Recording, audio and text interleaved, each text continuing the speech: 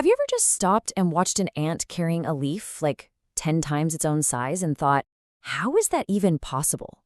Or maybe you've poked a crab's shell and felt how ridiculously hard it is. Well, it turns out the secret to all that strength and toughness, it's not magic. It's actually a wild design choice. Today, we're going to get into the secret armor of the animal kingdom.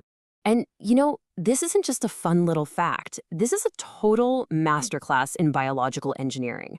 See, while we humans and other animals with backbones build our bodies around an internal frame, a huge, and I mean hugely successful group of animals took a completely different path. Get this, they wear their skeletons on the outside. Yep, like a custom-fitted suit of armor. And this one single design choice changes everything about how they live, how they move, and how they grow. So what exactly is this outside skeleton, and how in the world does it work? Okay, let's break it down and figure out what an exoskeleton really is. It's a word you've probably heard before, but what does it actually mean? And what makes it such a game changer in the story of evolution? So at its simplest, it's a hard outer covering. But honestly, it is so much more than just a shell. It's the animal's support structure, it's a protective shield, and it's where all the muscles attach to make movement happen. It's all of that wrapped up into one super efficient external package. The name itself actually gives us a massive clue. Exo is just Greek for outside, and well, skeleton is a supporting framework. So you put it together and you literally get an outside framework. So simple, right? And yet, this simple idea led to one of the most successful body plans in the entire animal kingdom. It's incredible. All right, so who exactly is in this outside-in skeleton club? The variety of animals is just staggering, and it includes some of the most common creatures you see every single day. We are talking about everything from crabs and lobsters patrolling the ocean floor, all the way to the ants, spiders, and grasshoppers in your own backyard. All of these animals belong to a huge, incredibly successful group called arthropods. And what defines them? They all have jointed legs and, of course, that signature hard outer shell. But here's a cool detail. Not all exoskeletons are made of the same stuff. Most insects have a shell made of a tough, lightweight material called chitin. It's really strong, but it's also flexible. But then you have your crustaceans, your crabs and lobsters. They take things to the next level. They reinforce that chitin with calcium, which is the same stuff that makes our bones and seashells so hard. This makes their armor even tougher and more rigid. So what are all the perks of having this external armor? It's not just for defense, not by a long shot.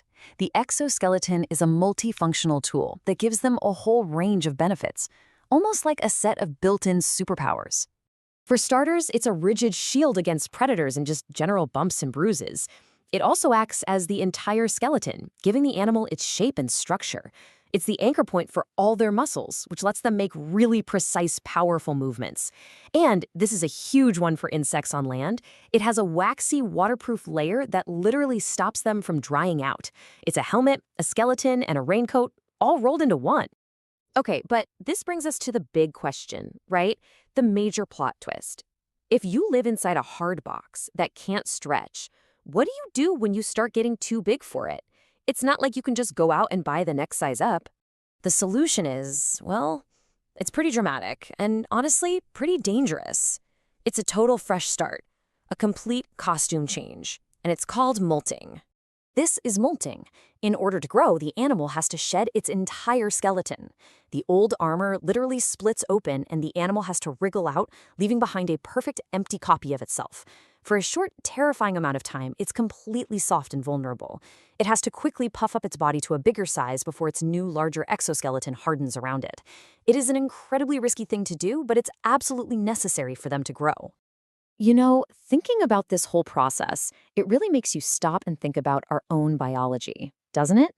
How does this whole external armor system stack up against the internal framework that we've got going on? So what we have here are two fundamentally different ways to build a body. You've got the exoskeleton, that external suit of armor that offers amazing protection, but forces you into the dangerous gamble of molting every time you need to grow. And then you have the endoskeleton, like ours, an internal frame that lets us grow continuously, but leaves all of our important organs way more exposed. It's not really about which one is better, it's just an amazing example of the incredible, different solutions evolution can come up with. It really makes you wonder, what other ingenious designs are out there in nature, just waiting for us to discover?